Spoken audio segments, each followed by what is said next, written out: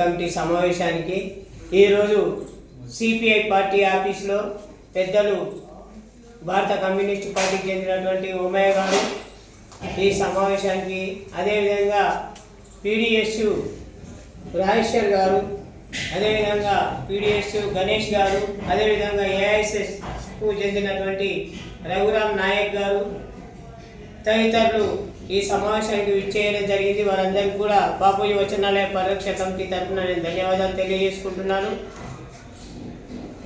విజ్ఞానం పెంచాలనే ఉద్దేశంతో నిరుపేద విద్యార్థులకు, ప్రజలకు అందుబాటులోకి తీసుకొచ్చినటువంటి గ్రంథాలయము స్వాతంత్రం కన్నా ముందు 1923 నుండి నిజామాబాద్ జిల్లా కేంద్రంగా 3 గ్రంథాలయాన్ని కలిపి రైల్వే స్టేషను, పూలాంగు, అదేవిధంగా కోటగల్లిలో ఉన్న 3 గ్రంథాలయాన్ని ఒక గ్రంథాలయంగా ఉస్మానియా జనరల్ బాపూజీ సెంట్రల్ లైబ్రరీగా మార్చి 1961లో జిల్లా కలెక్టర్ గారు, అప్పుడున్నటువంటి కలెక్టర్ గారు, డిఓ గారు ఏర్పాటు చేసినటువంటి బాపూజీ కేంద్ర వచనాలయం ఏదైతే ఉన్నదో ఈరోజు దాని యొక్క పరిస్థితి కుర్తిలో పడ్డ ఎలుక లెక్క కొట్టాడుకుంటా ఉన్నది. ఎందుకోసము అని అంటే దాంట్లో కమిటీని అన్యాక్రాంతం చేసి, ఆ కమిటీని కబ్జా చేసి, ఆ కమిటీలో ప్రజాస్వామ్య విలువలకు వ్యతిరేకంగా ఎవరిని మెంబర్షిప్ కానియకుండా సభ్యత్వ రుసుము 3750కి పెంచి, అదేవిధంగా ఎన్నికల్లో పోటీ చేయడానికి 5 ఏళ్ళు ఉండాలి, 2 ఏళ్ళు ఉండాలనే నిబంధనని ఏర్పాటు చేసి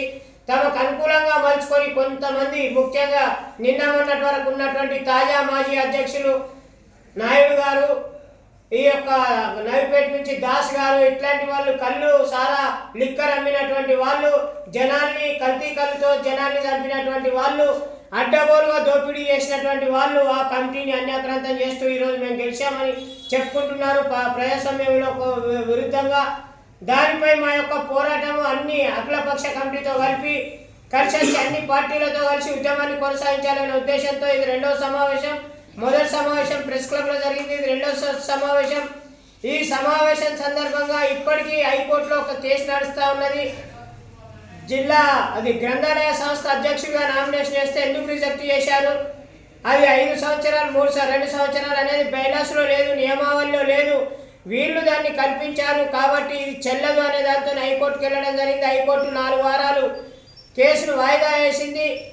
కార్యదర్శికి, జిల్లా గ్రంథాలయ బాపూజీ వచనాలయ సెక్రటరీకి నోటీసులు పంపించి 4 వారాల్లో పూర్తి సమాచారంతో రికార్డుతో హైకోర్టుకు రావాలని. ఈ సందర్భంగా ప్రజలందరికీ మేము ఒకటి తేటతెల్లం చేయాలనుకుంటున్నాము.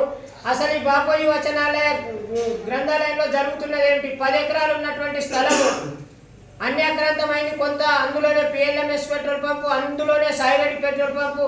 అదే కాకుండా మాకు కొత్తగా తెలిసినటువంటిది బాపూజీ వచనాలయము 10 ఎకరాలు కలిగినటువంటి విస్తీర్ణం కలిగినటువంటి స్థలము.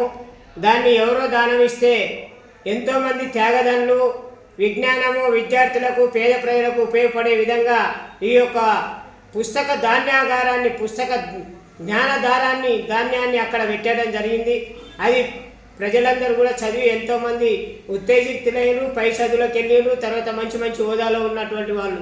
ఎందుకంటే అది ఇప్పుడు నిన్న మొన్న పెట్టింది కాదు. 1923లో 3 లైబ్రరీని కలిపి 36లో దానికి ఒక రూపం తెచ్చి 1950 కోట్ల అప్పటి కలెక్టరు, డిఓ గారు ఈ యొక్క ఉస్మానియా బాపూజీ సిల్వర్ జూబ్లీ బాపూజీ వచనాల సెంట్రల్ లైబ్రరీని అక్కడ ఏర్పాటు చేయడం జరిగింది. ఏర్పాటు చేసిన సందర్భంగా అప్పుడు 7000 పుస్తకాలు రైల్వే స్టేషన్ లైబ్రరీ, అదేవిధంగా కోటగల్లిలో ఉన్న రుఖమారెడ్డి లైబ్రరీ, తర్వాత పూలాంగ్లో ఉన్న 3 లైబ్రరీల భాండాగారాన్ని, విజ్ఞానాన్ని తీసుకొచ్చి అక్కడ జమ చేయడం జరిగింది.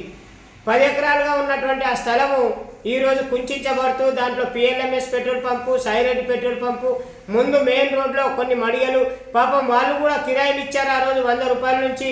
వాళ్ళు ఎంతో శ్రమ చేసి ఈ యొక్క కేంద్ర గ్రంథాలయానికి, బాపూజీ గ్రంథాలయానికి సేవ చేశారు. కానీ ఈ కమిటీ అనేటువంటి తాజాగా ఉన్నటువంటి కమిటీలో ఉన్నటువంటి వ్యక్తి ఢిల్లీ, వీరు అనేక అక్రమాలకు గతంలో పాల్పడ్డారు. షరాబ్ డిపోలో షరాబు అమ్ముతామని కొంతమందిని అన్యాయం చేశారు. అదేవిధంగా డిపోలో కళ్ళు క్లోరోఫాండైజోపాం కలిపి పేద ప్రజల ప్రాణాలు తిన్నారు. అదేవిధంగా సర్దార్ అలీ ఖాన్ లేఅవుట్లలో ప్లాట్లు దొంగతనంగా ఒక్కొక్క ప్లాట్ 3 చేశారు. అలాంటి వ్యక్తి నాయకత్వంలో ఈ గ్రంథాలయం అభివృద్ధి చెందుతుందని అనుకోవడం మూర్ఖత్వం. ఎందుకోసం అంటే ఈయన కూడా గత 5 సంవత్సరాలు అధికారంలోని బాపూజీ వచనాలయంలో దక్కన్ వైన్స్ అనేటువంటి షాప్ను 16 లక్షలకు అమ్మినట్లు మాకు తెలిసింది. ఈ విషయాలన్నీ వాస్తవాలకు బయటకు రావాలి. వీళ్ళు చేస్తున్నది ఏమిటి? దాన్ని అభివృద్ధి పేరుతోని పాత గ్రంథాలయాన్ని కూలగొట్టి వెనుకకు జరిపి ముందట ఓపెన్ ప్లేస్ చేసి దాన్ని ఒక షోరూమ్గా మార్చి కింద ఓపెన్ స్థలాన్ని పైన అంతస్తులు కట్టి తమ స్వలాభం కోసము తమ యొక్క స్వార్థం కోసము గ్రంథాలయ ఆస్తుల్ని కాజేయాలనేటువంటి కుట్రలో మొన్న జరిగిన ఎన్నికల్లో పెద్దలు ఓమయ్య గారు చెప్పినట్లు ఎమ్మెల్యే ఎలక్షన్ తలపించేటట్లు సారా లిక్కర్ కాంట్రాక్టర్లు దాంట్లో చేరి దానికి పోటీ పడ్డారని అంటే దాని ఆస్తి మీద వీళ్ళు కన్నేశారు. కాబట్టి తక్షణం రాష్ట్ర ప్రభుత్వం జోక్యం చేసుకొని ఆ ఆస్తిని కాపాడాలి. పేద ప్రజల విలువైనటువంటి ఆ గ్రంథాలయాన్ని పేద ప్రజలకు చెందేటట్టు చూడాలి. వీళ్ళు ఎవరికి తెలియకుండా అమ్ముతున్నటువంటి స్థలాలపైన విచారణ జరిపించాలి. అందులో వస్తున్న ఆందాన్ని ఇప్పటికి కూడా నేను చెప్తున్నాను, ఆ దుకాణాలలో కొన్ని దుకాణాలు బినామీ పేర్ల మీద ఈ కమిటీలో ఉన్న వాళ్ళే కిరాయిలు వసూలు చేసుకుంటూ దాంట్లో 2000 3000 ఖాళీ ఇక్కడ బాపూజీ గ్రంథాలయంలో జమ చేస్తున్నారు. మిగతా డబ్బులు వాళ్ళ జోబుల్లో వేసుకుంటున్నారు అనేది కూడా మా దృష్టికి వచ్చింది. ఇలాంటి అనేక అక్రమాలు లైబ్రరీలో